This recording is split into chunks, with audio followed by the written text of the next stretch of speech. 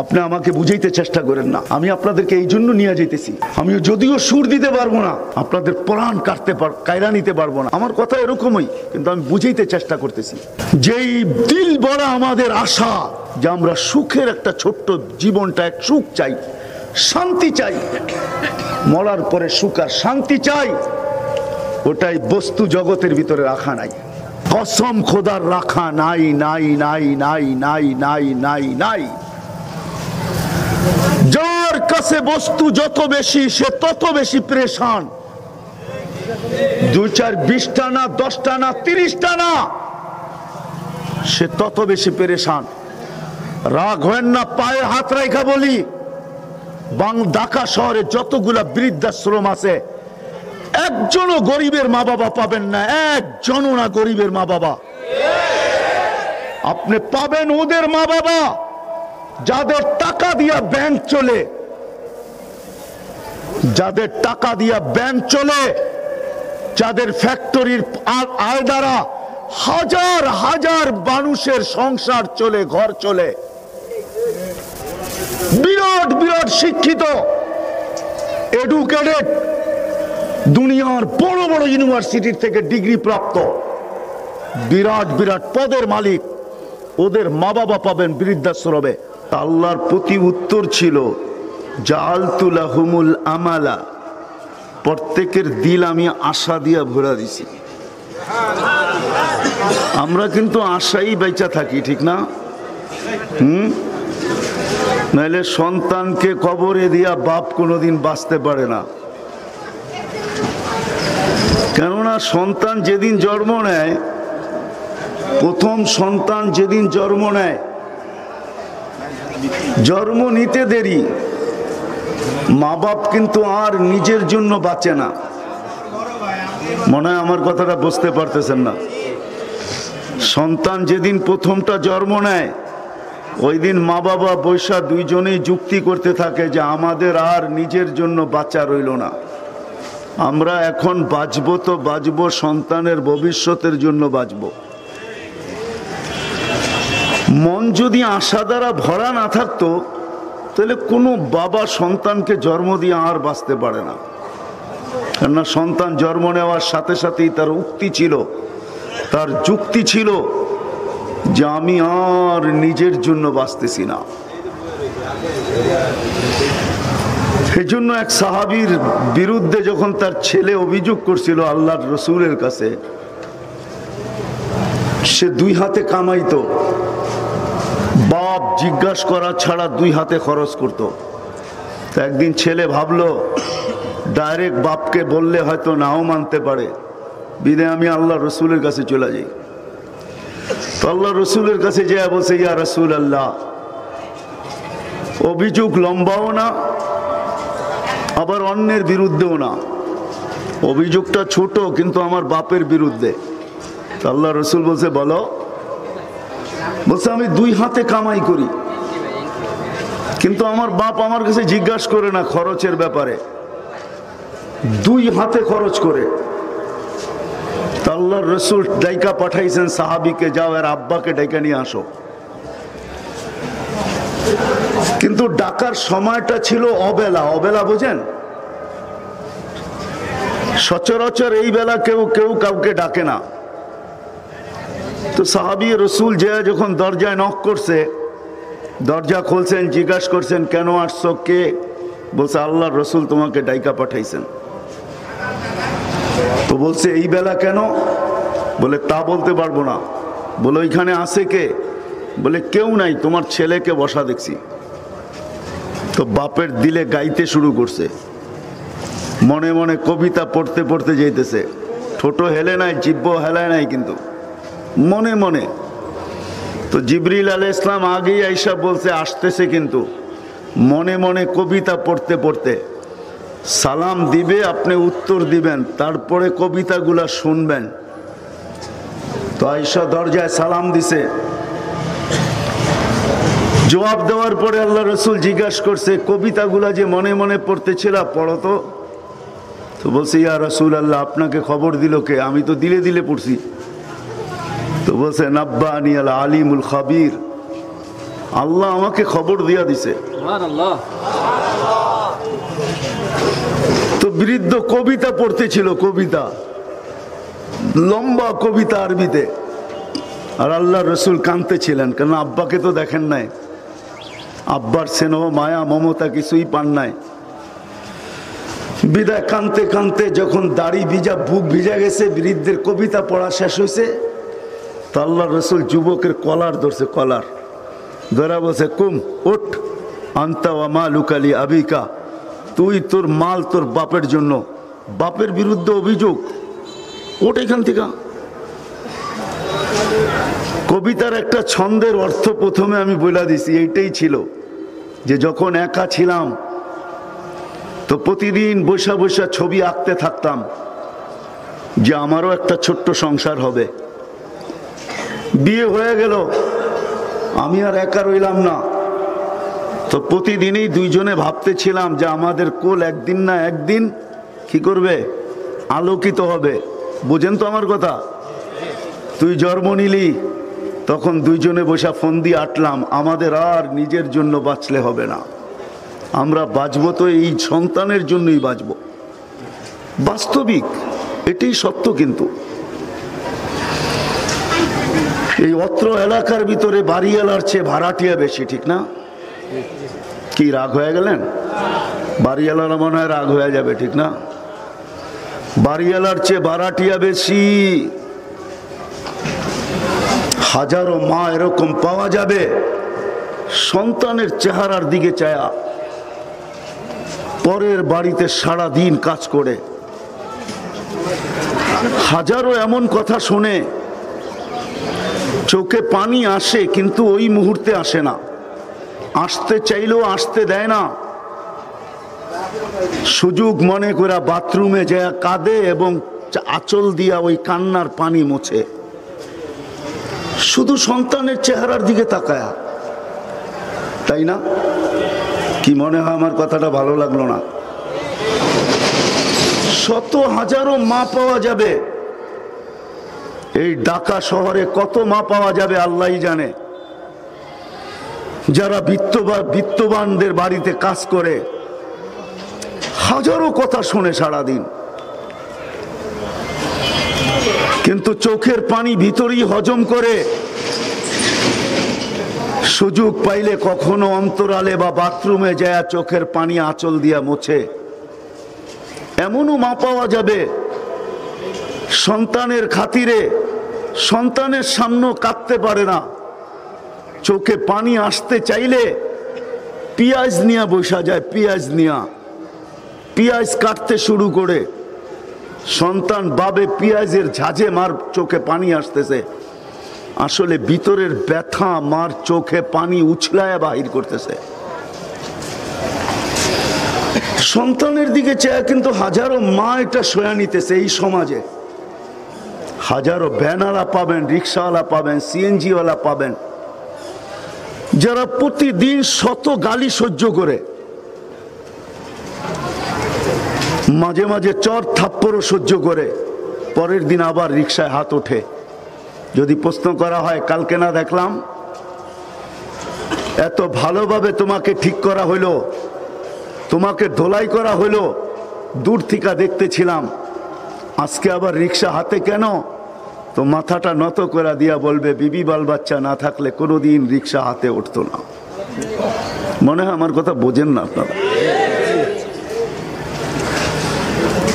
বিবি বাল বাচ্চার জন্যই এই পরিশ্রম। তো যেটা আমি বলতেছিলাম, কোত্থেকে জানি কথা বাহির হয়ে গেছে, ফেরেশতারা বলতেছিল, আল্লাহ প্রতি উত্তরে বলতেছিল যে সবার দিল আশা দিয়ে ভরা দিছি, আমরা কিন্তু আশাই বেঁচে আছি। আশা যদি আমাদের দিলে ভরা না থাকতো তাহলে বাঁচার কোনো সুযোগ ছিল না। ফেরেশতাদের কথাই সত্য ছিল যে জাগা নিবে না, কেন পাঠাবেন?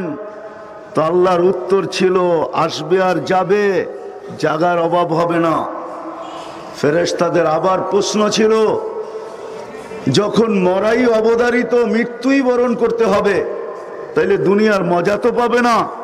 তো আল্লাহ বলছে, দিল আশা দিয়া ভরা দিছি, আশায় বেঁচে থাকবে। আজকে আমরা আশাই বেঁচে আছি। নাইলে আমাদের জীবনটা কিন্তু ছোট। 60-70 বৎসর যদিও বলতেছি, কিন্তু কেউ বুকে হাত দিয়া বলতে পারবে না যে না আমি 60ই বাঁচবো, আমি 70ই বাঁচবো। এমন কেউ বলার ক্ষমতা নাই।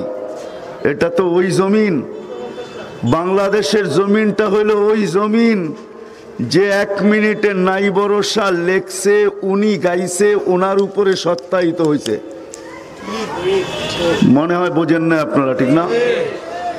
আমি তো মাঝে মাঝে বলতে বাধ্য হই যে ফিরোজ শাহী যদি জানতো যে মাউতের নিচেই আজরাইল বসা আছে, অপেক্ষা করতেছে স্টেজে কখন আসবে আর গানে কখন টান ধরবে আর মালাকুল মউত সুতায় টান দিবে, যদি ফিরোজ শাহীর জানা থাকতো তাহলে কমসে কম ওই দিন তাকে স্টেজে কেউ পিটাও উঠাইতে পারতো না, তাকে কেউ উঠানোর ক্ষমতা ছিল না।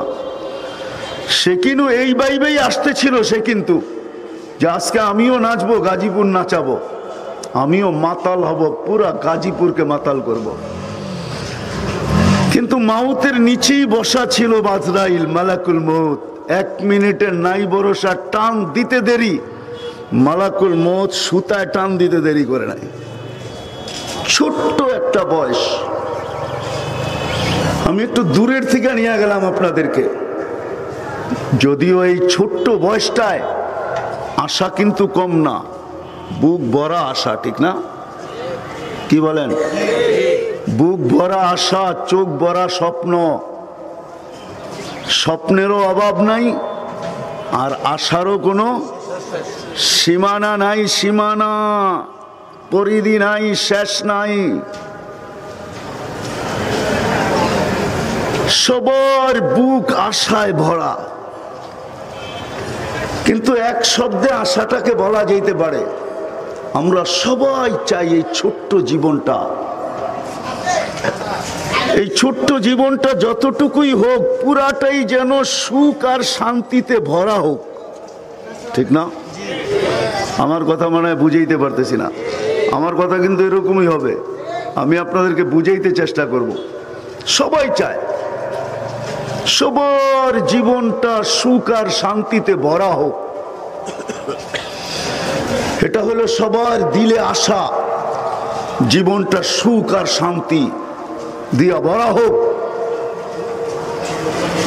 স্বপ্নগুলোও যেন সুখে আর শান্তিতে হোক ভরা, স্বপ্ন যেমন আশাও তেমন। যদিও জীবনটা ছোট, এই ছোট্ট জীবনটা আমরা সুখ শান্তিতে কাটাইতে চাই, কেউ অশান্তি চায় না। আর মানুষের স্বভাবই এটা,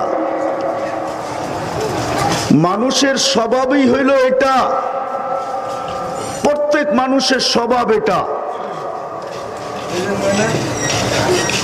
মানুষ জন্মগত স্বভাব নিয়ে আসে, সে সুখ চায়, শান্তি চায়, অশান্তি চায় না, সুস্থতা চায়, অসুস্থতা চায় না,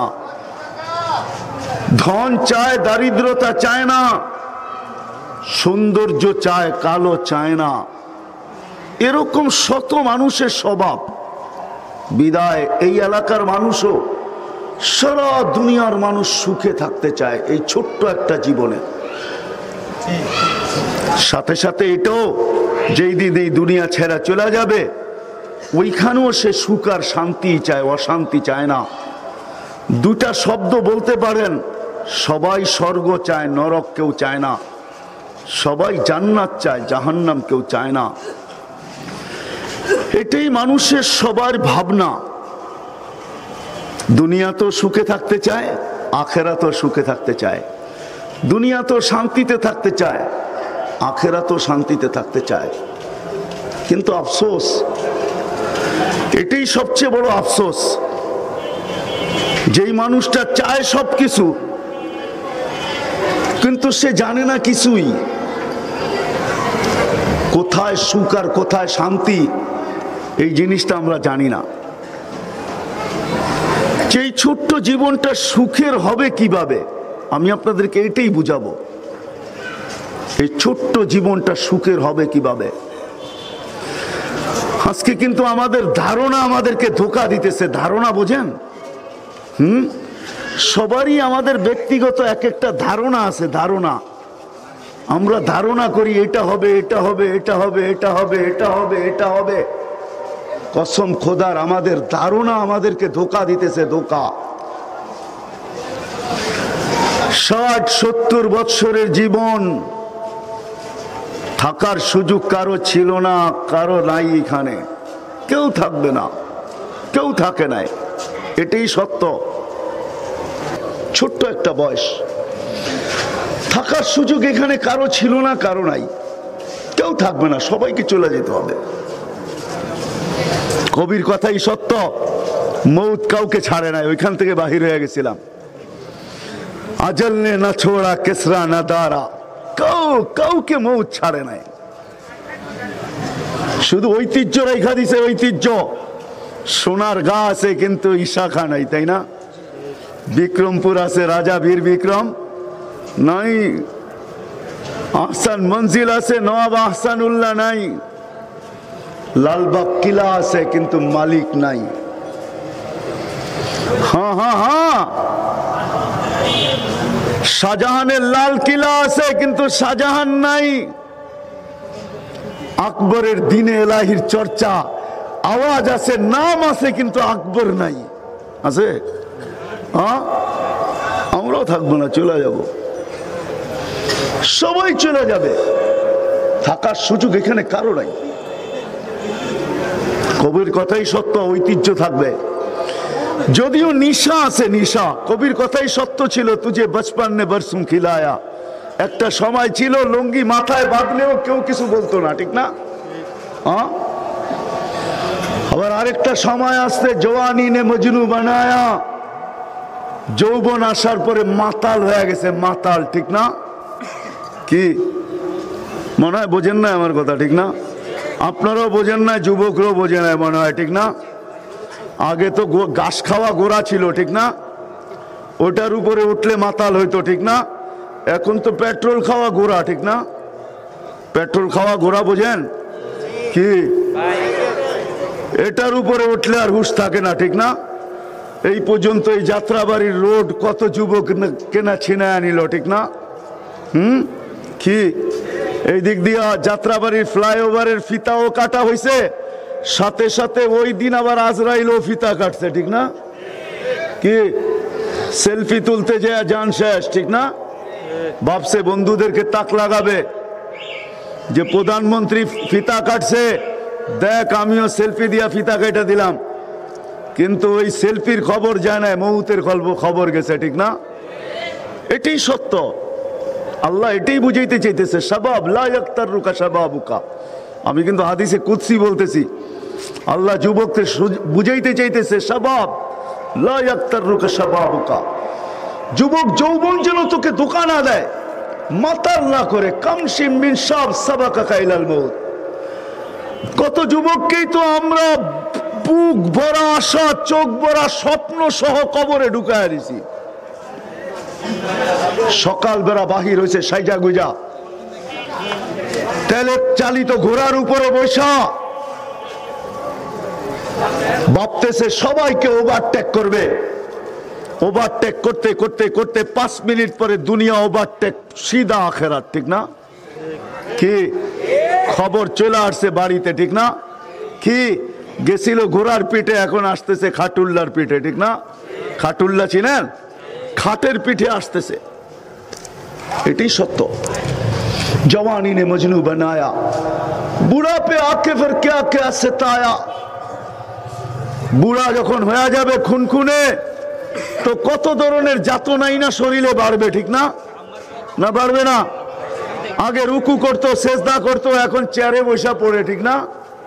কি ঝুঁকলে রুকু করলে উঠতে বসলে উঠতে পারি না, উঠলে বসতে পারি না। তো কি করেন, কিভাবে পড়েন? চেয়ারে বয়া বই পড়ি। এখন মসজিদে মুসল্লির চেয়ে চেয়ার বেশি। আরে আপনাদের এইখানে নাই, কিন্তু সোসাইটি এরিয়ায় যান, যান আজাদ মসজিদে যায় দেখেন কত চেয়ার রাখা আছে। জন গুলশান বনানী বাড়ি দ্বারা যায় দেখেন মসজিদে কত চেয়ার রাখা আছে। কবির কথাই সত্য, থাকা যাবে না, চলে যেতে হবে।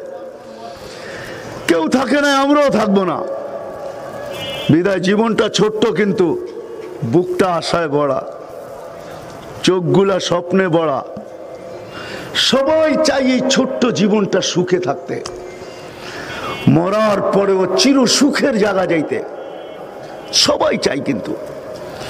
কিন্তু যেইখানে তালাশ করতেছি ওইখানে সুখ নাই। কিন্তু এটা আপনি জানা নেন। খোদার কসম, রাগ হয় না আমার উপরে। আপনাদের মিডিয়ালারও রাগ হইতে পারে, পায়ে হাত রেখা বলতেছি। আপনাদের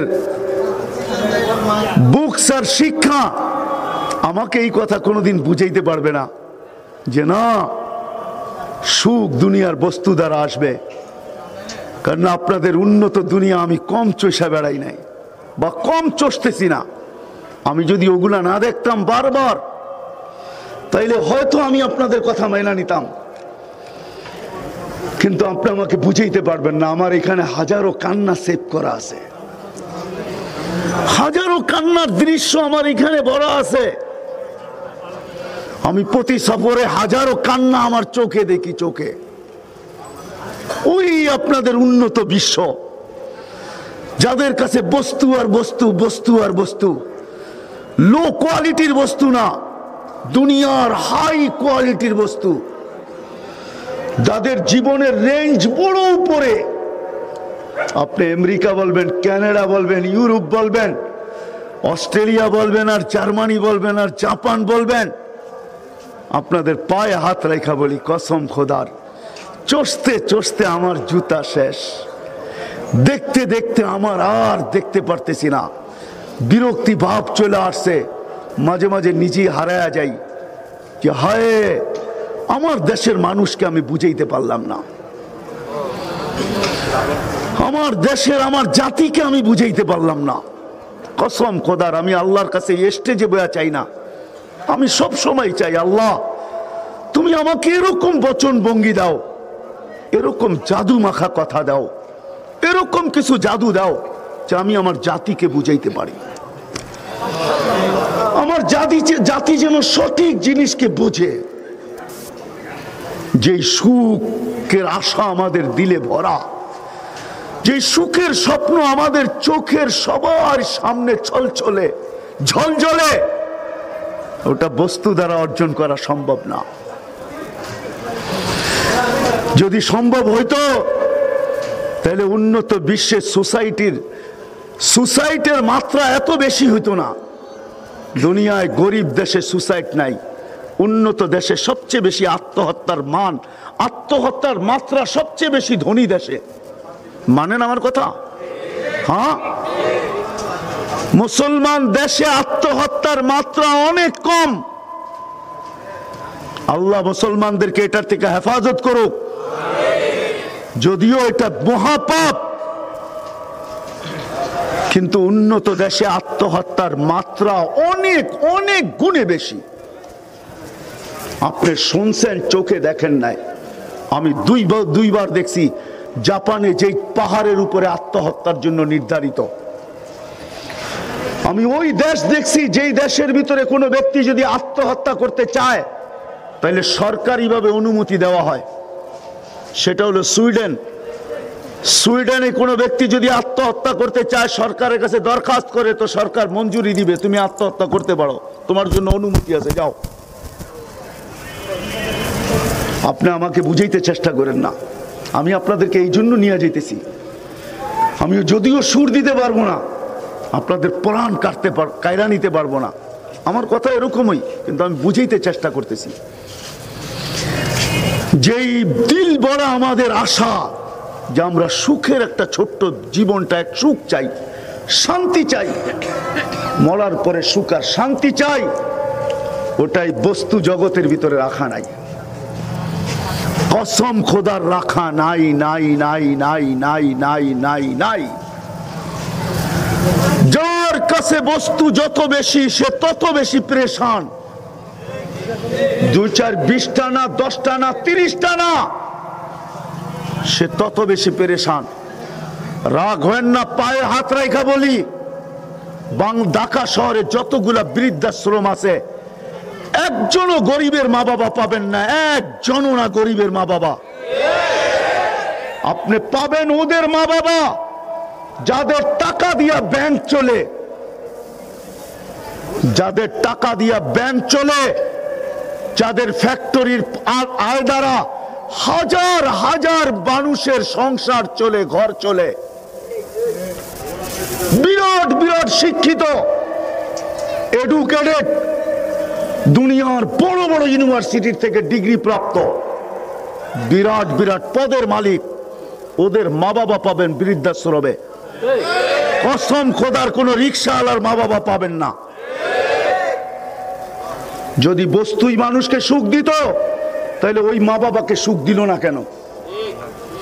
সে বৃদ্ধাশ্রমে ধুইকা ধুইকা মরে কেন?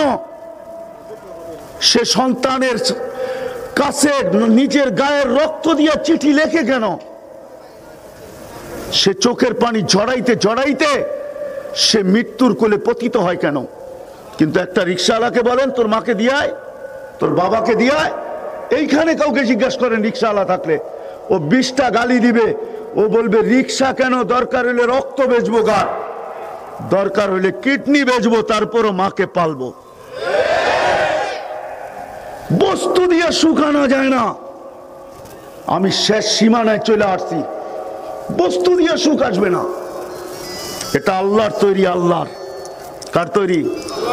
কে তৈরি করছে এটা? কি না আপনি আর আমি তৈরি করছি? আপনি নিজেকে নিজে তৈরি করছেন? কে তৈরি করছে? আল্লাহ আল্লাহ আল্লাহ আল্লাহ তৈরি করছে এটাকে। এটা আল্লাহর দান, এটার অস্তিত্ব আল্লাহ দিয়েছেন। বিধায় আল্লাহ মানুষকে বুঝাইতে চাইতেছে, মানুষ তুইও সুখ চাস, শান্তি চাস, আমিও তোর সুখ চাই, শান্তি চাই। তুইও মরার পরে সুখ চাস, আমিও তোর জন্য সুখ চাই। যদি সুখ না চাইতাম তাহলে একটা হাদিস আপনাদের সামনে তুলে ধরি। মানুষকে বানানোর পরে ফেরেশতা আল্লাহকে বলছিল, আল্লাহ আমাদের 2 দফা, দফা বোঝেন তো কি? 2টা দাবি, ঠিক না? আল্লাহ বলছে বলো, ফাজা আল্লাহুমুদ দুনিয়া, এদেরকে দুনিয়া দিয়ে দেন। কাদেরকে? মানুষকে, মানুষকে, আমাদেরকে, আমাদেরকে। কেননা ফেরেশতাদের মত ছিল আতাজালু ফিহা মান ইউফসিদু ফিহা ওয়া ইয়াসফিকুদ দিমা। কেন বানাবেন? এগুলা যায়া সব ফিতনা আর ফাসাদ করবে। এমন একটা পর্ব আসবে জমিনকে রক্তে রঞ্জিত করবে, মরতেও দ্বিধা করবে না, মারতেও দ্বিধা করবে না। না মরতে দ্বিধা, না মারতে দ্বিধা। মরতেও দ্বিধা করবে না, মারতেও দ্বিধা করবে না। চেয়ার নাই, চেয়ারে বসে এলো, চেয়ারে বসাও। নিচে বসে মরতেও দ্বিধা করবে না, মারতেও দ্বিধা করবে না। এদেরকে দুনিয়া দেন, আমাদেরকে আখিরাত দেন। তো আল্লাহ জবাব দিছিলেন, আউফাদ্দিলুকুম আলা মান খালাকতু বিয়াদিয়া, তোমাদেরকে আমি শ্রেষ্ঠত্ব দিব ওদের উপরে যাদেরকে আমি দস্তে কুদরত দিয়ে তৈরি করছি।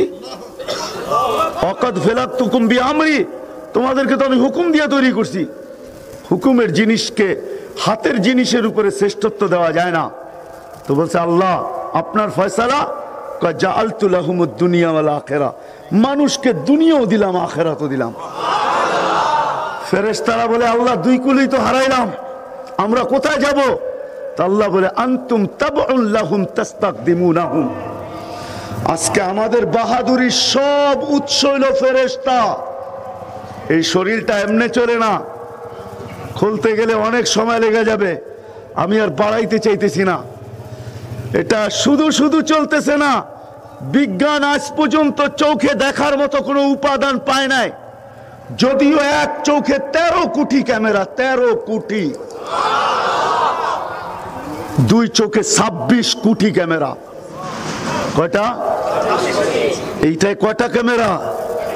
হ্যাঁ কয়টা? একটা ক্যামেরা আপনার চোখে 13 কোটি করে, 26 কোটি ক্যামেরা, 26 কোটি।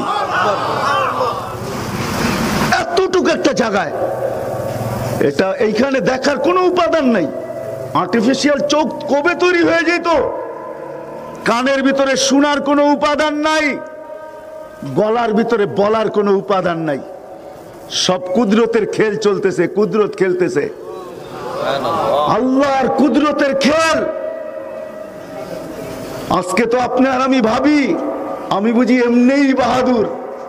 না না না না, ভুল ধারণা। যুবকের যৌবনের বাহাদুরি তার নিজের না, কারো বাহাদুরি তার নিজের না। গড গিফটেড, আল্লাহ দিছে বিদায় বাহাদুরি, আল্লাহ চালাইতেছে বিদায় চলতেছে। এইখানে কুদরত বৈশা দেখতেছে, দানা পর্যন্ত কন্ট্রোল করে। এটার দ্বারা বোঝা যায় আল্লাহ আখেরাত আমাদেরকে সুখ দিতে চান। কিন্তু আল্লাহ বলে তুমি যেই জায়গায় চাও ওই জায়গায় নাই। তুমি দৌড়াইতে পারো, এটা তোমার শুধু ভাবনা হইতে পারে, ভাবনার ধোকায় তুমি বাঁচতে পারো। আজকে আমরা ভাবনার ধোকায় আছি, ভাবনার ধোকায়, শুধু ভাবনার ধোকায় দৌড়াইতেছি। হ্যাঁ, দিন বেশি দূরে না, লাশ হইতে দেরি, কানে ধ্বনি আসতে দেরি হবে না। আয়সা জিজ্ঞাসা করবে ফেরেশতা, আইনাল ইশতিগাল, ও ব্যক্তি তোর ব্যস্ততা কোথায়? কোথায় ব্যস্ততা? ফেরেশতাই জবাব দিবে। আবার আয়সা জিজ্ঞাসা করবে, আইনাল আমাল, তোর আশাগুলা কোথায়? আবার ফেরেশতা নিজেই জবাব দিবে, ইনকাতাতিল আজাল অনকাতাতিল আমাল, তোর আশা শেষ, তোর বয়স শেষ, আশা শেষ। ব্যস্ততা কোথায়? তারপরে ফেরেশতা জবাব দিবে, সালাল ইশতিগাল, ব্যস্ততা শেষ। তারপরে বলবে, আইনাল আমওয়াল, তোমার অর্জন কোথায়? অর্জন, অর্জন বোঝেন?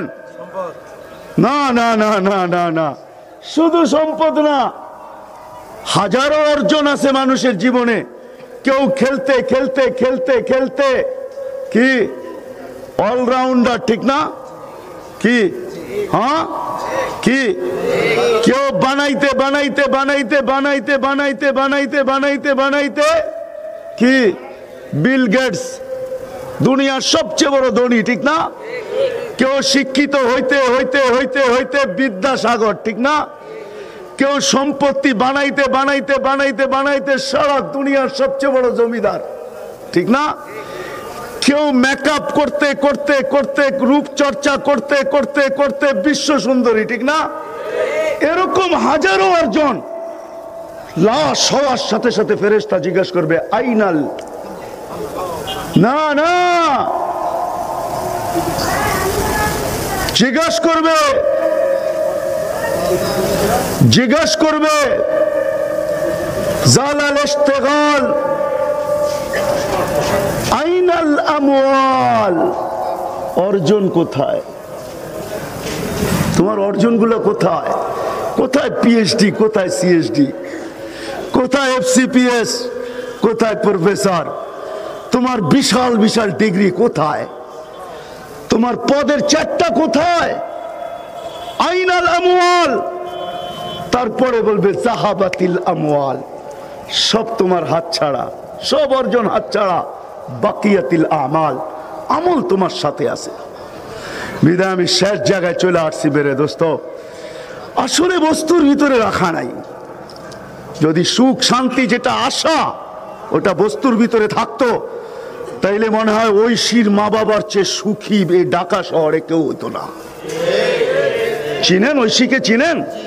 হ্যাঁ হ্যাঁ, আপনাদের চেয়ে বহু দূরে ওই এলাকায় আমি বড় হয়েছি। ওই এলাকায়, শান্তিনগর এলাকায়। আমি থাকি খিলগায়, আমি বড় হয়েছি শান্তিনগর এলাকায়।